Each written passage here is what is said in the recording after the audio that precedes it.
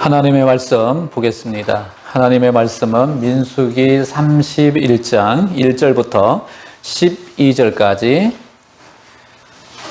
우리 집에서 예배 드리신 분들은 성경책을 펴거나 핸드폰에 보면 앱을 다운받으면 참 좋겠습니다. 성경 앱을 다운받아서 같이 성경을 보시면 됩니다. 제가 1절, 여러분들이 2절 우리 나누어서 성경을 읽도록 하겠습니다. 우리 또 집사님이 친절하시게 또 이렇게 성경을 여러분들 볼 수 있도록 영상을 보내고 있습니다. 성경이 없으신 분들은 영상을 보시면서 같이 하면 더 좋겠습니다. 여호와께서 모세에게 말씀하여 이르시되 이스라엘 자손의 원수를 미디안에게 갚으라. 그 후에 내가 내 조상에게로 돌아가리라. 모세가 백성에게 말하여 이르되 너와 함께 있는 사람들 가운데서 전쟁에 나갈 사람들을 무장시키고 미디안을 치러 보내어 여호와의 원수를 갚되 이스라엘 모든 지파에게 각 지파에서 1000명을 전쟁에 보낼지라. 각 지파에서 1000명씩 이스라엘 100만 명 중에서 12,000명을 택하여 무장을 시킨지라.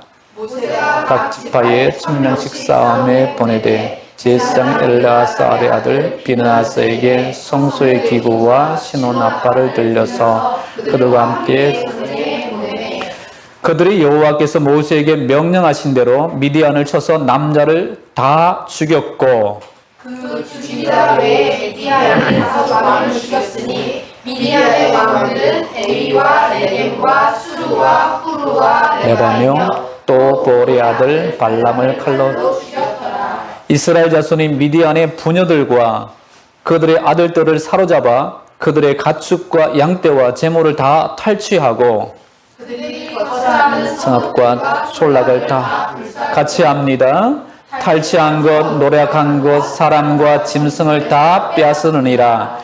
그들이 사로잡은 자와 노력한 것과 탈취한 것을 가지고 여리고 맞은편 요단강가 모압의 평지에 진영에 이르러 모세와 제사장 엘르아살과 이스라엘 자손의 회중에게로 나오니라. 아멘. 우리 옆사람 앞사람들 또 집에 계신 우리 가족분들하고 손잡고 인사합시다. 예수님의 이름으로 이겨냅시다. 예수님의 이름으로 세상도 이기고 이 코로나도 이기고 우리 이겨냅시다. 주님이 이길 힘을 꼭 주실 줄 믿습니다. 할렐루야. 우리 영상 보고 계신 분들 할렐루야. 예, 집에서 대답하고 계시죠? 네. 오늘 말씀 같이 나누도록 하겠습니다. 손자병법 아시죠? 전략가 손모라는 사람이 썼습니다. 전쟁 중에서 가장 손쉽게 이길 수 있는 전략이 있다. 뭘까요? 피도 흘리지 않고 손쉽게 이길 수 있는 방법이 있답니다. 뭘까요? 이간계랍니다. 그 이자가 떠날 이자고 틈간자입니다. 그 사람과 사람 사이를 틈을 만들고요. 사람과 사람 사이 하나가 되지 않고 계속 분열시키게 만들고 땀만 품게 만들고 의심 품게 만들고 이렇게 해서 내부 분열을 일으키게 하는 방법 이관계로 합니다.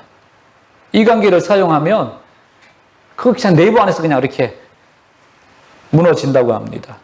실제로 중국에서 사업을 하는 한국인들이 있는데 중국인들이 사용하는 이관계에 넘어가 가지고 한국인들이 사업을 하신 분들이 이렇게 서로 이렇게 내부적으로 싸워서 어려움을 당하는 기업들이 많이 있고 손해를 보는 경우가 참 많이 있다고 그래요. 여러분들 초한지 읽어보셨죠? 초한지에 보면 항우와 유방이 나옵니다. 항우는 처음부터 굉장히 세력이 셌어요. 유방은 비교가 안 될 만큼 세력이 셌습니다. 그런데 유방에 전략가 장량이라는 사람이 있는데 이 장량이 항우에게 이관계를 사용합니다. 근데 처음에는 세력이 셌지만 점점 가면 갈수록 항우가 열세에 빠집니다. 힘이 들어집니다. 그러다 나중에는 분열이 생기게 되고 스스로 이렇게 자멸하고 말아버려요. 항우의 군대가, 그 강력했던 군대가 그냥 자멸하고 버리고 말합니다. 이처럼 어느 공동체와 조직이든 이 관계는 가장 조심하고 경계해야 할 대상입니다. 신앙인들도 기억해야 할 단어가 하나 있어요. 이 관계입니다. 이 관계. 우리가 꼭 기억해야 할 단어가 있습니다. 교회는 한 몸이거든요. 할렐루야. 한 몸이고 한 지체예요. 그리스도 안에서 우리는 하나입니다. 우리끼리 싸우고 미워하고 서로 경쟁하고 이럴 대상이 아니에요. 예수 그리스도의 피로 인해서 우리는 한 가족이 되어서 서로 어려울 때, 힘들 때, 특히 이런 때에 기도해주고 섬기고 위로해주고 할 그런 곳이 바로 교회입니다. 우리들이라고요. 가정도 마찬가지죠. 가정도 적과의 동침이 아닙니다.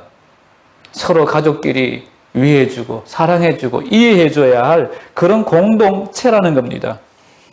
그러니까 한 몸인 교회가 이렇게 똘똘 뭉치면 싫어하는 존재가 있습니다. 우리를 자꾸 갈라놓으려고 하는 이관계를 쓰는 그런 존재가 있어요. 우리가 이 관계에 걸리면 누가 좋아할까요? 이 관계를 사용하는 그놈만 좋은 일을 시키는 겁니다. 그래서 오늘 우리가 말씀을 읽었는데 이 말씀 속에서 우리의 적이 누구인지 그 적을 잘 분별해 보자는 겁니다. 우리의 적이 할렐루야. 이 시간 여러분 적을 잘 분별하시길 바랍니다. 우리가 지금 성도들 여기서 예배도 드리고 가정에서 예배 드리는데 정말 내 옆에 있는 사람이 적인지 아니면 옆에 있는 사람이 적이 아니라 다른 어떤 적이 있는지 발견하는 그런 시간이에요. 또 그 적을 물리칠 수 있는 방법이 있다라고 성경은 우리들에게 말씀해 주고 있어요. 오늘 이 말씀을 통해서 귀한 은혜가 되어지고 또 잘 정립하고 그리고 대적을 잘 물리치는 우리 성도님들 되시기를 축원합니다. 아멘. 지난주에 우리가 말씀을 드렸죠. 부부의 역할, 부부의 제목이 여러분 기억하시나요? 부부 관계의 남편의 역할. 우리 사모님이 또렷하게 기억하고 계시네요. 그 남편의 역할이 있다고 했습니다. 남편은 어떤 역할을 해야 된다고 그랬나요? 아내를 참 존중히 여겨야 한다 그래요. 존중. 제가 한 주간 동안 말씀을 전하고 난 후에 아내를 존중해 보려고 참 무던히 많이 노력을 했습니다. 많이 노력했어요. 그런데요, 이게 습관이 돼 있어서 그런지 참 쉽지가 않아요. 우리 성도님들 어떠셨어요? 우리 남편 되시는 성도님들 어떠셨어요? 잘 되던가요? 아내를 존중해주고 또 말하는 것도 잘 들어주고 잘 되던가요? 진짜 성령의 도우심이 아니고서는 우리는 안 되는 존재구나. 정말 성령의 도우심이 없이는. 또 남편의 역할은 하나님의 대리인이라고 했습니다. 하나님이 대리인으로 세우신 거예요. 그래서 우리 남편들은 내 마음대로 하면 되지 또 내 멋대로 하면 되지 그런 뜻이 아닙니다. 내 위에 누가 계시다고요? 하나님이 계십니다. 잊어버리면 안 됩니다.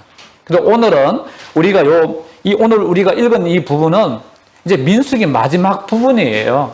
하나님이 모세를 부르십니다. 모세야, 모세야, 내 하나님, 너희들에게 원수가 있는데 그 원수를 완전히 좀 정리하고 그 후에 너는 나의 부름을 받고 마지막 사명을 끝냈으면 좋겠다 하고 하나님이 모세에게 마지막 사명을 주는 거예요. 근데 마지막 사명이라면 그냥 쉬운 건 아니잖아요. 정말 중요하다라고 우리는 생각해 볼 수가 있습니다. 모세에게 주신 마지막 사명이 뭘까요? 너희의 적, 또 나의 적. 이스라엘 백성들의 적이라면 누구의 적도 된다고요? 하나님의 적도 되는 겁니다. 하나님의 적도 되고 너희의 적도 되고. 그러니까 하나님과 우리는 하나이기 때문에 하나님의 적이면 우리에게도 적이에요. 적인 미디안에 가서 원수를 갚으라고 말씀하고 있어요. 미디안에 가서 원수를 갚으라. 그러고 난 후에 내가 너를 부를 테니까 내게로 와라 라고 말씀하고 있어요. 우리 한번 같이 성경을 볼까요? 민수기 31장 1절입니다. 여호와께서 모세에게 말씀하여 이르시되 이스라엘 자손의 원수를 미디안에게 갚으라. 그 후에 내가 내 조상에게로 돌아가리라 라고 말씀하고 있잖아요. 그래서 여기에 나오는 이 미디안은 어떤 족속일까요? 그 미디안은 그 이스라엘의 그 조상인 아브라함의 첩을 통해 가지고 그두라를 통해서 그두라 잘 기억하세요. 그두라를 통해서 낳은 아들이 바로 미디안입니다. 이 미디안이 광야에서 이제 생활을 하게 되어지는데요. 그들의 주업이 목축업입니다. 양떼를 기르고 소떼를 기르고 목축업을 해서 사는 무리들인데 작은 무리가 아니에요. 큰 무리예요. 큰 무리인데 이스라엘 백성들이 여러분 기억하시죠? 민수기 25장에 어떤 사건이 있었나요? 시딤 사건을 기억하시죠? 우리 성도님들 기억하시나요? 예, 다 기억하신다고 아멘을 하셨습니다. 시딤 사건이 어떤 사건이었어요? 아멘 하셨는데 어떤 사건이었어요? 가슴이 그냥 콩 하셨죠? 그 시딤에서 이스라엘 백성들이 자리를 다 폈습니다. 그런데요, 그때 이 미디안의 제사장 누구요? 기억하시잖아요. 미디안의 제사장에 누가 있었어요? 발람이 있잖아요, 발람. 이 발람이 저 이스라엘 백성들을 정말 망하게 하고 싶은데, 내 본심은 망하게 하고 싶은데 어떻게 할까? 라고 생각을 하다가 미인계를 쓰자, 미인계. 그 미디안 여인들이 굉장히 예뻤는가 봐요. 그 웬만한 미인이 아니라 굉장히 예뻤는가 봐요. 많은 미인들을 준비해가지고 이스라엘 백성들 진 가운데 옆으로 온 겁니다. 와가지고는 누구누구씨 막 이렇게 손 흔들면서 미인계를 사용한 거예요. 그 여러분 아무나 미인계 아닌가요? 아무나 막 미인계 쓰면 막 사람들이 넘어가나요? 예쁜 여자들 그런 사람들한테 넘어가잖아요. 참 남자들 약한 부분들이 있어요. 미인계에 약한 우리 남자분들. 그 미인계에 이스라엘 백성들이 한 사람 두 사람 다 넘어가는 겁니다. 다 넘어가요. 그러니까 넘어가면서 어디에 빠지냐면 엄란한 죄에 빠져요. 엄란한 죄. 그리고 난 후에 이 미디안 여자들이 원하는 것이 있습니다. 너희들이 섬기는 하나님, 광야에서 지켜주시고 구원하신 그 하나님 버려. 우리 신을 섬겨. 그러면서 미디안의 신을 이스라엘 백성들이 다 섬겼다라고 성경의 25장에 그렇게 기록하고 있어요. 기억하시죠? 그렇게 기록하고 있는 겁니다. 그래서 그 결과 오늘 성경도 말씀하고 있는데요. 그 결과 하나님이 심판을 내리십니다. 그 자리에서 24,000명이 다 죽습니다. 24,000명 작은 인원수인가요? 어마어마한 인원수잖아요. 다 죽습니다. 한번 잘 생각을 해보세요. 미디안의 제사장 발람이 어떤 것을 노리려고 또 어떤 목적으로 미인계를 사용했을까요? 이스라엘 백성들에게 어떻게 하려고 이렇게 미인계를 썼고 또 공격을 했을까요? 무슨 목적이에요? 이스라엘 백성들은 지금 어디로 가고 있나요? 가나안 땅을 가고 있잖아요. 가나안 땅. 하나님이 약속하신 그 가나안 땅을 들어가는데 못 들어가게 하려고 그걸 방해하려고 미인계를 쓰고 이렇게 죄를 짓게 만든 겁니다. 지금 하나님의 약속의 말씀을 믿고 가고 있는 거예요. 또 더 우리가 정확하게 살펴본다면 미디안 제사장 발람은 지금 하나님을 대적하고 있는 겁니다. 대적하고 있는 거예요. 하나님의 말씀을 지금 이루지 못하게끔 하기 위해서 이런 계략을 꾸며서 이스라엘 백성들을 궁지에 몰아넣고 있어요. 그 결과 24,000명이 죽었다라고 말씀을 드렸습니다. 이스라엘 백성들에게는 누가 대적이에요? 미디안이 대적인 겁니다. 그렇다면 우리 성도님들 한번 잘 생각해 보세요. 여러분들에게는 어떤 대적이 있을까? 어떤 적이 있을까? 한번 생각을 해 보세요. 그러니까 우리는 미디안처럼 생각해서 우리의 적? 우리 주변에 있구나. 나를 정말 힘들게 하는 회사 사원이 우리의 적이야. 나를 정말 힘들게 하는 아내와 남편이 우리 자녀들이 우리의 적이야. 절대로 아니라는 겁니다. 성경은 우리 눈에 보이는 사람들, 그런 사람들이 우리의 적이 아니라 눈에 보이지 않는 적이 있다라고 성경은 우리들에게 말씀하고 있어요. 그 적이 누굴까요? 우리 에베소서 6장 같이 한번 보실까요? 에베소서 6장에 보면 성경은 이렇게 말씀하고 있습니다. 제가 읽어 드릴 테니까 잘 눈으로 한번 따라와 보시길 바랍니다. 마귀의 관계를 능히 대적하기 위하여 하나님의 전신갑주를 입어라. 우리의 씨름은 혈과 육을 상대하는 것이 아니요 통치자들과 권세들과 이 어둠의 세상 주관자들과 하늘에 있는 악의 영들을 상대함이라. 상대한다고 그랬습니다. 우리 싸우는 싸움은 혈과 육의 싸움, 그러니까 씨름이라고 나와 있죠. 이런 것이 아니라는 겁니다. 악한 영.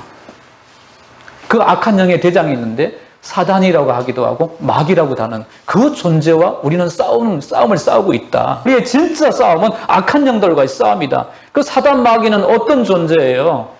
하나님이 만드신 피조물입니다. 하나님이 만드셨던 피조물이에요. 그 피조물인 이 사단이 타락을 해서 사단이 된 겁니다. 타락을 했어요. 그러면 사단이 굉장히 강한 거 아니에요? 무서운 거 아니에요? 하나님은 절대로 사단을 무서워하거나 두려워하지 않습니다. 그런 반면에요, 사단 마귀는요, 하나님을 무서워하고 두려워하는 그런 존재입니다. 하나님은 전지전능하지만 사단은 전지전능하지 않습니다. 어떤 범위 안에서만 활동하는 그런 존재예요. 이 사단이 누구를 공격할까요? 하나님은 절대로 공격하지 않습니다. 하나님을 믿는 성도들이나 또한 일반 사람들을 포섭해가지고 자기 백성을 삼으려고 하는 그런 공격을 계속 일삼고 있어요. 특별히 우리 하나님을 믿는 성도님들은 어떻게 공격할까요? 우리 베드로의 예를 한번 들어서 한번 잘 살펴보자고요. 예수님이 십자가를 지시기 전에 베드로가 이상한 말을 합니다. 절대로 십자가 지면 안 됩니다. 예수님 절대로 지면 안 됩니다. 그랬더니 예수님이 하신 말씀이 사단이 너를 밀가부르듯이 하는구나 라고 말씀해요. 밀가부르듯이. 사단의 주 공격이 뭐라고요? 우리 성도님들을 밀가부르듯이 해요. 어떻게 한다고요? 들었다 놨다. 다른 말로 하면 계속 흔든다는 겁니다. 흔들어요. 어디를 흔들까요? 과연 사단은 우리의 어떤 부분을 흔들까요? 중심입니다. 중심. 우리의 마음의 중심을 탁 가격해가지고 우리 중심이 막 흔들리게 만들어버려요. 하나님의 말씀을 잘 바르게 분별하지 못하게 만드는 겁니다. 베드로도 마찬가지잖아요. 그 중심을 탁 흔들어버리니까 예수님, 난 몰라요. 그렇게 예수님과 동행하고 예수님 없이는 나는 못 살겠어요. 난 예수님만 전부예요. 이렇게 고백하던 이 베드로가 그냥 한 방에 넘어가잖아요. 그 중심을 건드려 놓으니까. 오늘 우리 성도님들 잘 분별하기를 축원합니다. 사단 마귀는 우리의 중심을 공격하는구나. 이는 우리 중심을 공격해서 우리를 막 완전히 흔들어 놓는구나. 온전히 하나님 숨기지 못하게 만들고 우리가 생각을 바르게 하지 못하게끔 중심을 공격하는구나. 또 사단은 가룟 유다에게 뭘 넣어주었나요? 예수님을 팔 마음을 넣었더라. 우리 마음속에 사단의 마음을 문득 넣어준다는 겁니다. 성령의 마음이 아니고 사단의 마음을 계속 넣어주는 거예요. 예수님 팔 마음을 넣어주기도 하고, 음욕에 빠지는 그런 마음을 넣어주기도 하고, 죄에 빠지게끔 그런 마음을 넣어주기도 하고, 계속 이렇게 넣어주는 역할을 사단은 계속 하고 있다라는 이 사실을 우리가 어떻게 해야 돼요? 정말 기억하고 기억해야 돼요. 정말 기억하고 기억해야 합니다. 그렇지 않을 때는 우리는 사단의 공격을 받아서 정말 깨어지기도 하고 넘어질 수밖에 없다라고 우리는 아셔야 합니다. 하나님께서 우리 성도님들에게 이 사단을 이길 수 있는 사단의 그 공격들을 또 어떤 공격이 있는지 또 하나 가르쳐주고 있습니다. 우리 성경 한 구절만 더 한번 살펴볼까요? 디모데전서 3장 7절 말씀입니다. 우리 한번 같이 읽어봤으면 좋겠어요. 집에 계신 분들도 같이 한번 읽어봅시다. 시작. 또한 외인에게도 선한 증거를 얻은 자라야 할지니 비방과 마귀가 있어요. 마귀가 어떤 존재인지. 디모데야, 제자 디모데야, 너 정신 바짝 차려야 돼. 지금 목회하고 있는데 그 목회에 사단 마귀가 침투할 수 있고 그 침투해서 어떻게 사역하는지, 사단도 사역하네요. 어떻게 하는지 잘 너는 알아야 돼. 지식을 가지고 있으라는 겁니다. 어떤 지식이요? 마귀의 올무에 빠질까. 여러분 올무가 뭔지 아시죠? 쉽게 얘기하면 덫입니다. 덫. 그럼 사냥꾼들이 덫을 놓잖아요. 덫을 놓을 때 그냥 놓나요? 그냥 놓지 않잖아요. 꼭 미끼를 줍니다. 미끼. 돼지가 좋아하는 감자, 고기들이 좋아하는 지렁이, 이런 덫을 놓습니다. 덫을 놓으면 대부분 그걸 좋아하잖아요. 그 냄새 맡으면서 덫이 있는지 없는지도 모르고 그걸 탁 물어버리잖아요. 물어버리는 순간 덫은 그냥 무는 순간 끝나는 겁니다. 사단이 우리 삶 속에 와가지고 달콤한 덫을 놓습니다. 보기도 좋고 먹기도 좋고 지롭게 할 만큼 아주 좋은 것들을 우리에게 놓아요. 또 어떤 걸 놓을까요? 내 약점이 될 만한 것. 내게 약점이, 우리들에게는 다 약점들이 있잖아요. 넘어지기 쉬운 것. 그런 것들을 우리 앞에 다 갖다 놓습니다. 그래서 바울은 사단 마귀를 소개하기를 천사처럼 이렇게 가장했다. 아주 예쁜 모습을 우리에게 다가온다는 겁니다. 오늘 우리 성도님들 이 사단이 있다는 사실을 알고 사단이 우리를 어떻게 공격하는지 잘 우리 지식을 가지고 분별하는 저와 여러분이 되기를 축원합니다. 이 시대에 꼭 필요한 우리 성도님들에게 꼭 필요한 은사가 뭘까요? 성경 말씀을 잘 해석하는 거 필요합니다. 신유의 은사 필요합니다. 전도하는 은사 필요합니다. 섬기는 은사 필요합니다. 다 필요합니다. 제가 가만히 보니까 정말 필요한 은사는 분별의 은사예요. 분별의 은사를 통해 가지고 지금 이게 신천지인지 이단인지 잘못된 건지 잘 돼 있는 건지 하나님의 역사인지 하나님의 역사가 아닌지 정말 분별이 필요해요. 정말 분별을 잘해야 합니다. 그리고 우리 성도님들 할 수만 있다면 목회자와 더 가까워지세요. 목회자와 더 가까워지시길 바랍니다. 가까워져서 목회자에게 상담하기도 하고 또 이상한 그런 인터넷 기사들이라든지 다른 주변의 이야기를 들으면 잘 모르면 목사님 제가 이런 이야기를 들었는데 어떻게 했으면 좋겠어요. 우리 교회 성도님 중에 몇 분이 그런 분들이 계십니다. 저한테 이렇게 곧 얘기를 합니다. 목사님 어떻게 했으면 좋겠어요. 이거 어떤 이야기예요? 그러면 제가 정보를 찾아보기도 하고 성경 말씀을 제가 읽어보기도 하고 해서 또 새로운 정보들을 이렇게 가르쳐 드립니다. 아, 그건 옳습니다. 괜찮습니다. 빠지기 쉽다니까요. 우리 성도님들이 잘못된 곳에 빠지기가 너무 쉬워요. 또 목회자뿐 아니라 성도와 성도 사이에도 가까이 지내서요.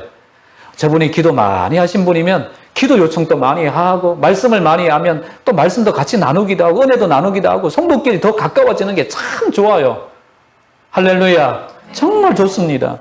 사단 마귀는 에베소서에서 말씀하고 있는 것처럼 사단의 괴계라고 말합니다. 괴계란 뜻은 업무, 교활함. 사단은 너무너무 교활해요.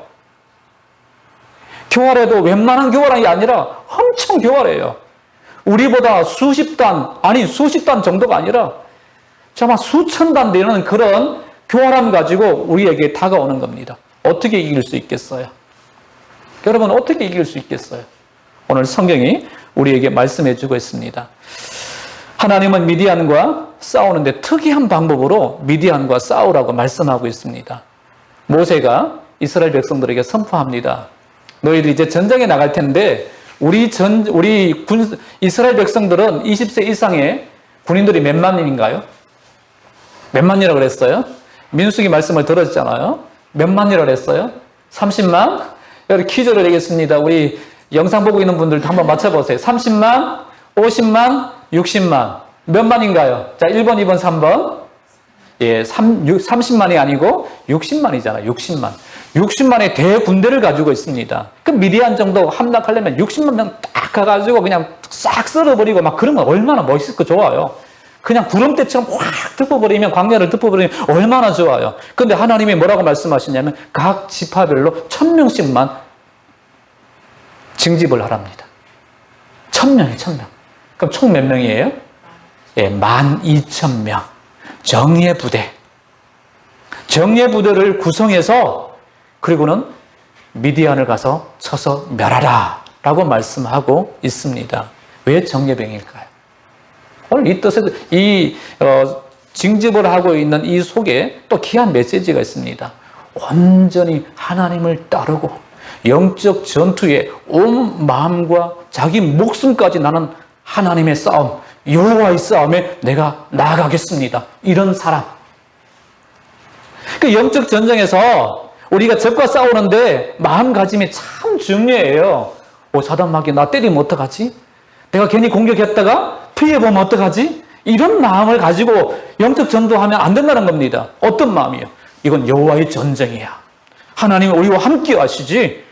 하나님이 도우시면 우리는 이길 수 있어. 그러다가 내가 피해를 본다 할지라도 하나님의 싸움이지. 이런 마음을 가지고 나는 사람들 통해 가지고 영적 전쟁을 하라는 겁니다. 그런데 영적 전쟁에 이제 12,000명이 나가는데 하나님 또 말씀하시기를 엘르아살, 아론의 아들이죠. 엘르아살에게 성전의 기구를 가져가고 그리고 나팔을 들고 나가라고 말씀하고 있어요. 우리 비느하스예요. 6절을 봅시다. 모세가 각 지파에게 우리 6절입니다. 모세가 각 지파에게 1000명씩 싸움에 보내되 제사장 엘르아살의 아들 비느하스에게 정확합니다. 엘르아살의 아들 비느하스에게 성소의 기구와 신호 나팔을 들고 가라고 말씀하고 있어요. 전쟁을 나가는데 무슨 성전 기구?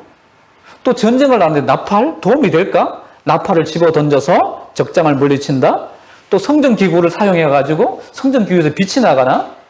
우리 이렇게 상상해 볼 수 있잖아요. 그런 뜻이 아니라 성전 기구는 대체적으로 보면 법궤였어요. 이스라엘 백성들이 전쟁에 나갈 때는 항상 법궤를 앞세워서 갔습니다. 또 어떻게 행전할 때도 법궤를 앞세웠어요. 그 법궤를 앞세웠다는 그 뜻은 법궤는 뭘 상징하나요? 하나님의 말씀, 하나님의 임재를 상징하는 겁니다. 이 전쟁에서 누가 싸우시겠다는 겁니까? 하나님이 싸우시겠다는 거예요. 이 전쟁은 누구에게 속한 거예요?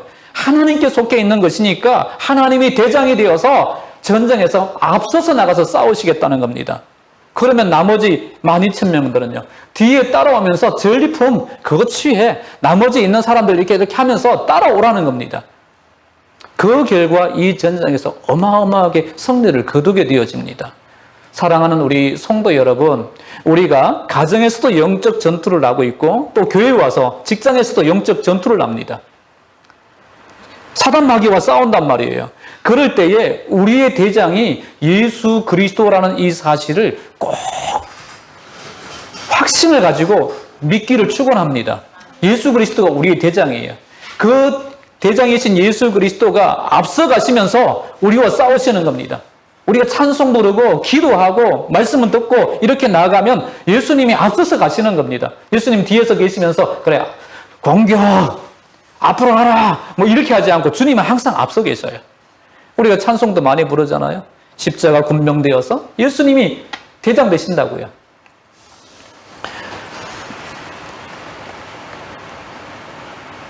예수님이 대장 되셔서 우리와 싸우십니다. 그래서 우리들은 무슨 군대인가요? 성도이기도 하지만 하나님의 군대입니다. 이걸 내자로 줄이면 마하나임이에요. 하나님의 군대다. 마하나임. 하나님의 군대예요. 그러니까 여러분들, 나는 하나님의 군대라는 이 사실을 꼭 믿고 확신하는 저와 여러분이 되기를 축원합니다. 우리 옆사람 앞사람들 같이 한번 인사하실까요? 당신은 하나님의 군대입니다. 예, 당신은 하나님의 군대입니다. 그래서 야고보는 마귀를 어떻게 하라고 말씀하고 있나요? 대적하라. 마귀를 대적하라고 말씀하고 있습니다. 야고보서 4장 7절 말씀입니다. 우리 같이 한번 보겠습니다. 야고보서 4장 7절 말씀. 제가 7절, 여러분들이 8절, 집에 계신 분도 8절. 그런즉 너희는 하나님께 복종할지어다. 마귀를 대적하라. 그리하면 너희를 피하리라. 가까이 하라. 그 이름 너희를 가까이 하시리라. 죄인들아 손을 깨끗이 하라. 두 마음을 품은 자들아 마음을 성결하게 하라. 하나님 말씀에 마귀를 대적하라라는 그 말씀도 우리가 기억해야 하는데 더 중요한 말씀이 있습니다. 뭘까요? 8절이에요. 8절. 우리들이 대적하기 전에 우리 자신을 살펴보는 게 참 중요해요. 어떻게 해요? 하나님과 가까이 하는 거예요. 하나님과 그 어떤 순간보다도 더 가까워져야 돼요. 아주 가까워진 그 상태에서 내가 사단을 공격하는 겁니다. 그럴 때 사단은 어때요? 진짜 텀이 없네. 주님과 완전히 하나 되어서 나를 공격하네. 이런 그런 믿음으로 우리가 해야 된다는 겁니다. 사단과 싸우는데 우리가 무엇을 가지고 싸울까요? 총, 칼, 나는 젊음. 나는 돈이 많아. 나는 세상 지위가 있어. 나는 무엇보다도 세상에 무수한 것들이 많기 때문에 얼마든지 난 싸워서 이길 수 있어.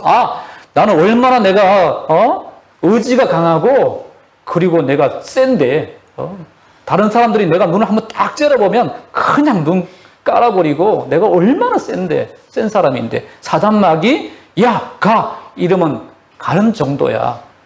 여러분 의지와 이 성격 또 성품 가지고 이 사단마귀를 이길 수 있나요? 세상에 그 어느 것 가지고도 사단마귀를 이길 수가 없습니다. 잘 아셔야 돼요. 할렐루야. 그래서 오늘 성경에도 말씀하고 있는 것처럼 성전 기구를 가지고 가라, 나팔을 가지고 가라 라고 말씀하고 있습니다. 무엇을 얘기하는 건가요? 말씀이에요, 말씀. 하나님의 말씀을 가지고 사단 마귀를 싸워서 이길 수가 있다는 겁니다. 우리가 말씀으로 무장을 하면요. 예수님을 통해서 우리가 좋은 예를 통해서 우리가 알 수 있잖아요. 예수님이 40일 금식하고 난 후에 사단 마귀가 바로 왔습니다. 유혹하려고요. 예수님을 넘어뜨리려고. 너무 좋은 기회잖아요. 금식했으니까 힘든 그런 순간. 너무너무 좋은 순간이니까 그걸 놓치지 않고 바로 온 겁니다. 와가지고 예수님께 유혹을 합니다. 그것도 다 말씀을 가지고. 다 유혹합니다. 그럴 때마다 예수님은 개인이 생각하고 있는 거, 기도 많이 해가지고 오는 그 영성, 그걸로 하지 않으셨어요. 말씀으로 가지고 물리셨습니다. 사람이 떡으로만, 그 다음에 뭐예요? 살 것이 아니에요. 하나님의 말씀으로 사는 거다. 나를 경배하라라고 사단이 말하니까 여호와만 경배하라. 하나님만 찬양하라. 성경 말씀 가지고 다 물리치시잖아요. 오늘 우리 성도님들 하나님의 말씀으로 다 이렇게 무장하는 저와 여러분이 되시기를 축원합니다. 말씀을 더 많이 알고 계세요. 말씀을 많이 알아서 나도 사단으로부터 자유를 얻고 내 주변에 보면 교회 학교 학생들도 있잖아요. 교회 학교 학생들 사단이 가만두고 있나요? 그 어리다고 그냥 그 어린아이들이야. 얘들은 건들지 말아야지. 그렇게 하고 있나? 예외가 없습니다. 예외 없이 사단은 어린아이든 연세가 많은 분들이든 계속 공격하는 겁니다. 그런 것들을 잘 분별하셔서 이분이 지금 이런 상황이 있구나. 내가 말씀으로 물려쳐줘야지.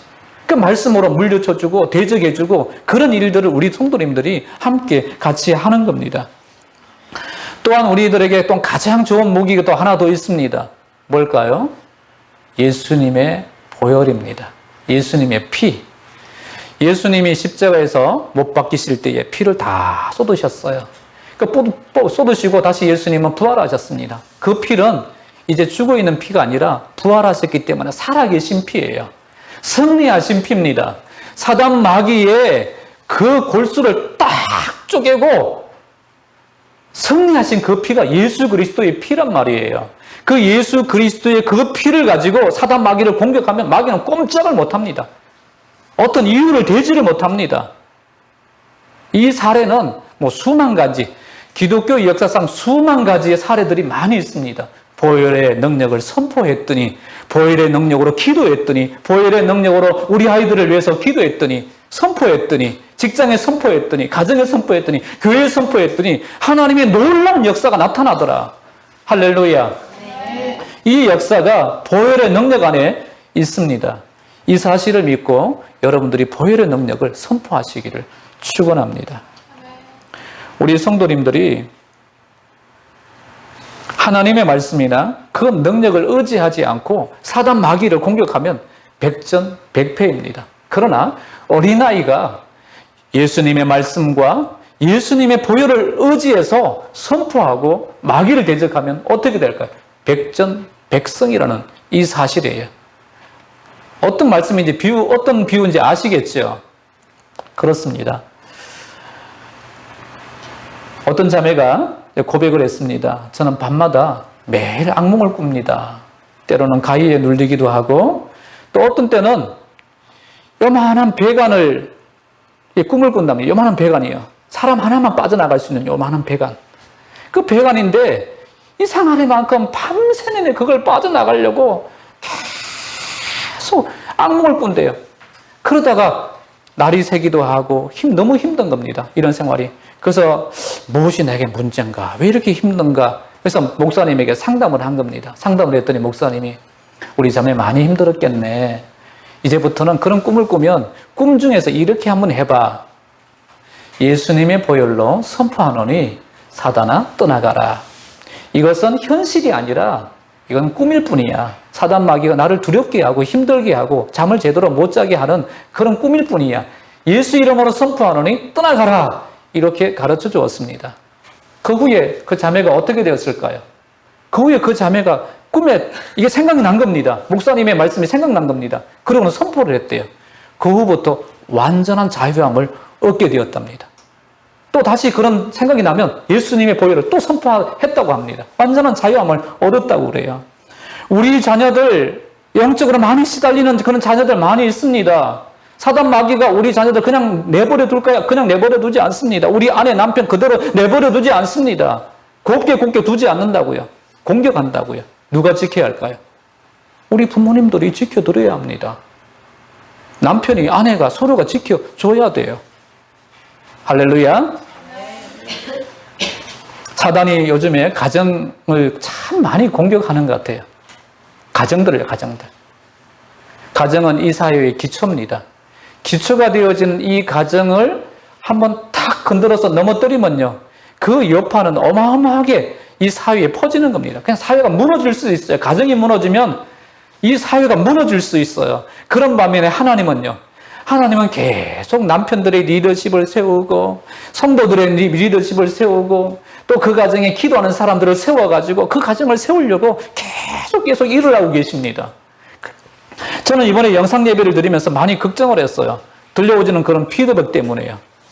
어떤 분들은 영상 예배 드렸더니 집중이 안 된다.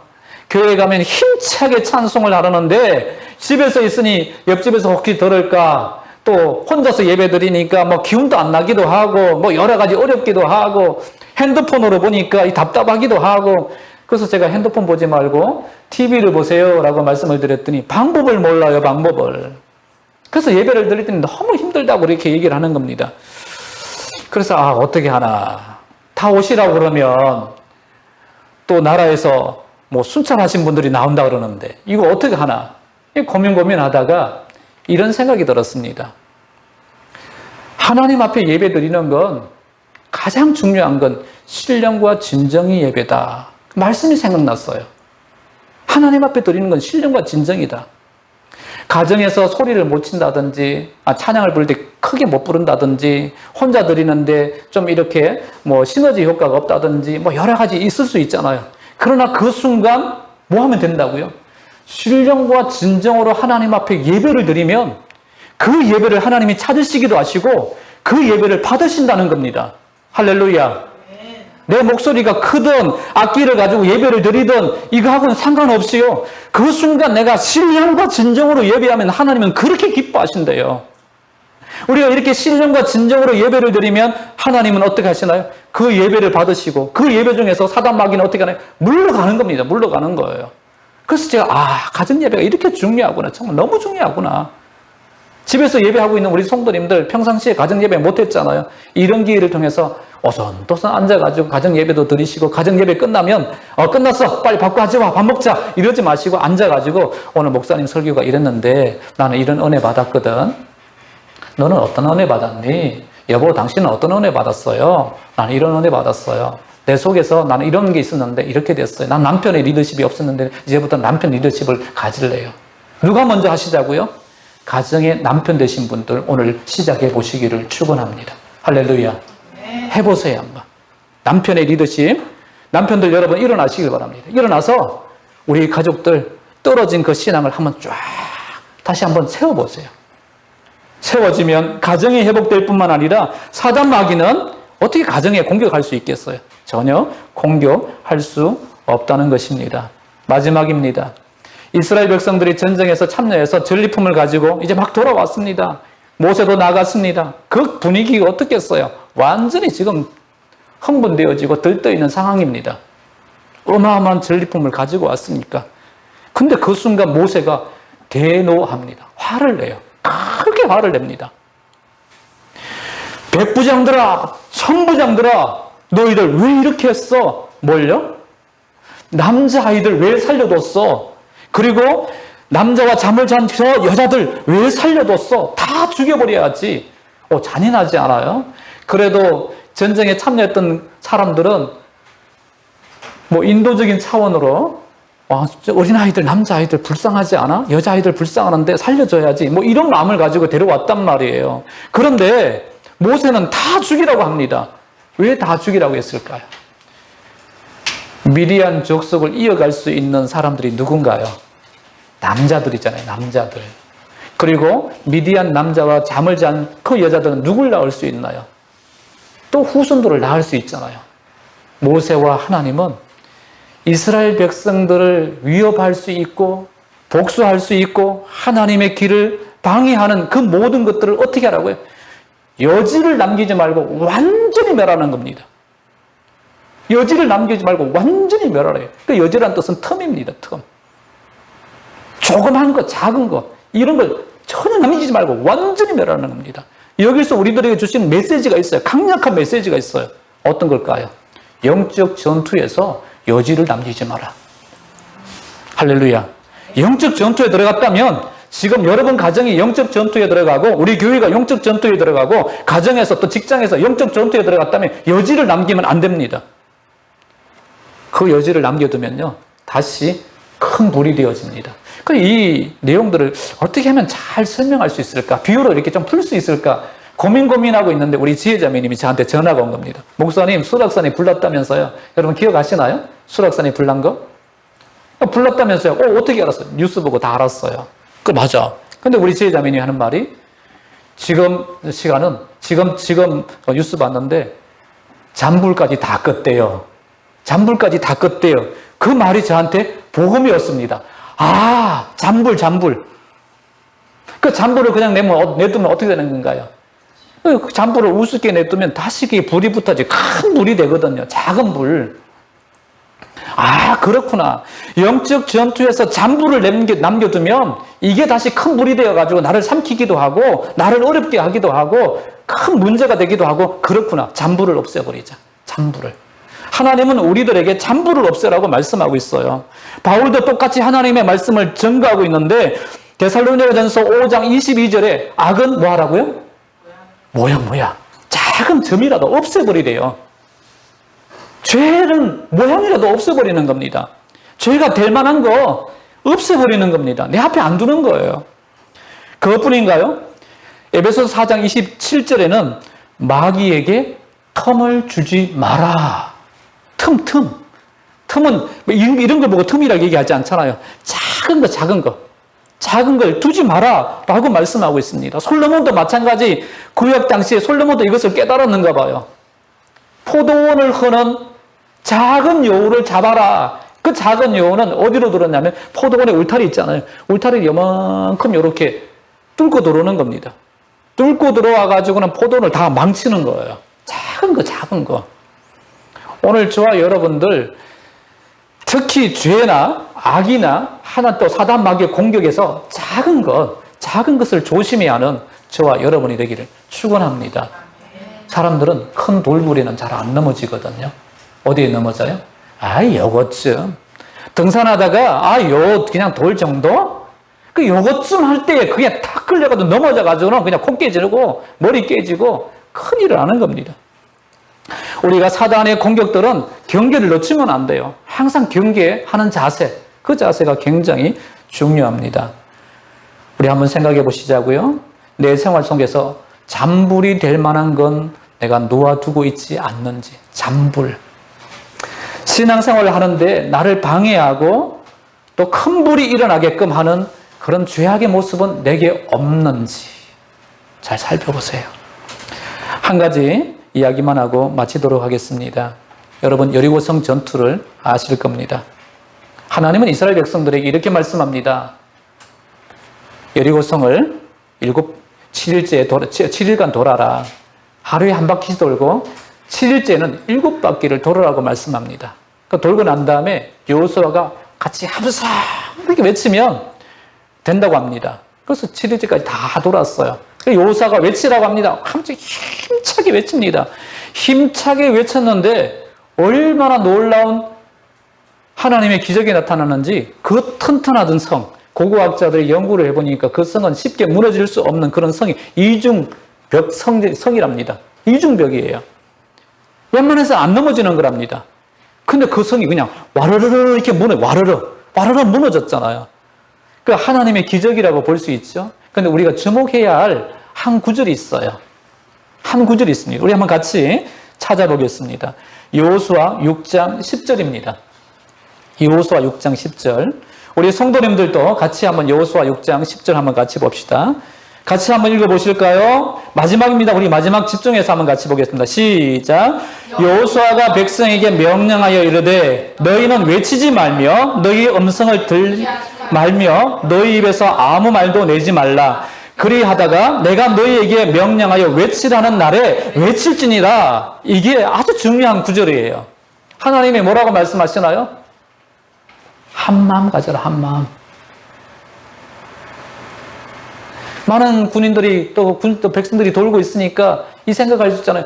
왜 이런 더운 날에 이 성을 들어와야 되는데, 아니 칼과 하고 창하고 싸워야지 이거 한다고 이 성이 무너질까? 아 더워 하면서 원망하고 불평하고 딴 마음 가지고 여러 마음 가지고 충분히 할 수 있잖아요. 근데 하나님은 뭐라고 말씀하시냐면 하지 마라. 한 마음 가져라, 한 마음. 이 영적 전투에서 가장 중요한 건 한 마음 가지는 거야. 한 마음 가지고 싸우면 놀라운 하나님의 역사가 나타날 수 있어. 너희들 기억하라 하고 말씀해 주고 있다는 겁니다. 우리 성도님들 찬양가사 아시죠? 우리들이 입은 갑옷 쇠가 아니요 우리들이 가진 금은 강철아니요 하나님께 받아가진 평화의 복음 거룩하신 말씀이로다. 일심으로써 힘써 나가세 일심으로써 힘써 싸우세 악한 마귀 군사들과 힘써 싸워서 성전고를 울리기까지. 뭐라고요? 일심이에요, 일심. 우리 성도님들 마음을 예수 그리스도께로 모시기를 축원합니다. 가정에서도 남편과 아내와 자녀들이 예수 그리스도께로 마음을 모으시길 바랍니다. 직장에서도 마찬가지입니다. 믿는 모든 사람들이 우리가 마음을 모으면 이 시기, 이 어려운 시기도 그리스도 안에서 아름답게, 정말 아름답게요, 승리하게 되고 놀라운 결과들이 있을 줄 믿습니다. 우리 한번 같이 기도하시자고요.